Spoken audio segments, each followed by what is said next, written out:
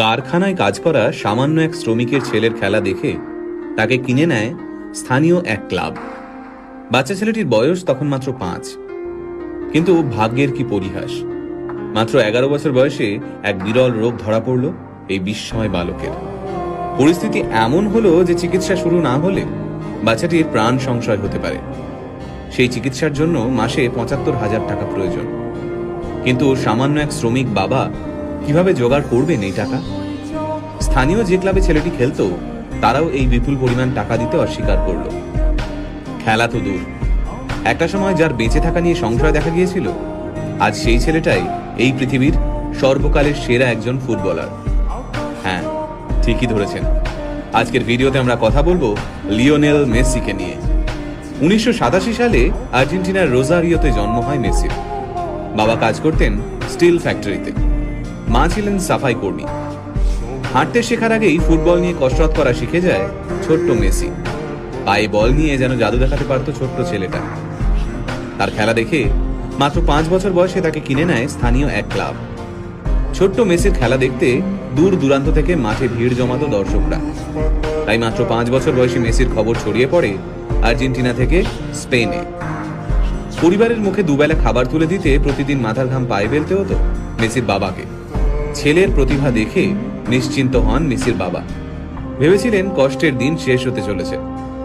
সবকিছুই ঠিকঠাক চলছিল। সবাই জানতো মেসি ইউরোপের বড় কোনো ক্লাবে খেলবেই। তারপর মেসির যখন বয়স মাত্র 11, তখন ধরা পড়ল এক বিরল রোগ, গ্রোথ হরমোন ডেফিসিয়েন্সি। এই রোগের কারণে বাচ্চার বৃদ্ধি কমে যায়, সাথে বেড়ে যায় ওজন। এই রোগের চিকিৎসা করাতে প্রতিদিন মেসির পায়ে 2টো ইঞ্জেকশন দেওয়া হতো। এই চিকিৎসা করতে মাসে খরচ হতো প্রায় 75,000 টাকা। মেসির পরিবারের পক্ষে এই বিপুল পরিমাণ টাকা দেওয়া অসম্ভব হয়ে দাঁড়ায়। আর ওই সময় মেসির ক্লাব এই বিপুল টাকা দিতে অস্বীকার করে। চিকিৎসার খরচ জোগাতে বিভিন্ন ক্লাবের দরজায় দরজায় ঘুরতে থাকেন মেসির বাবা। কিন্তু মাত্র 11 বছরের একটা বাচ্চার জন্য প্রত্যেকটা ক্লাব এই বিপুল পরিমাণ টাকা দিতে অস্বীকার করে।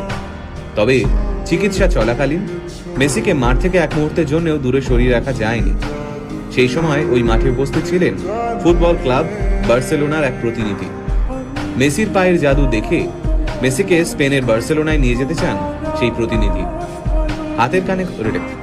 হাতের কাছে কোনো কাগজ না থাকার কারণে একটা ন্যাপকিনেই কন্ট্রাক্ট লেখা হয়। তাতে সই করেন মেসির বাবা। সেই বহুমূল্য ন্যাপকিন এখনো মেসির কাছে রয়েছে। তারপরের ইতিহাস আমরা সবাই জানি। বার্সেলোনায় ইতিহাস তৈরি করেন তিনি।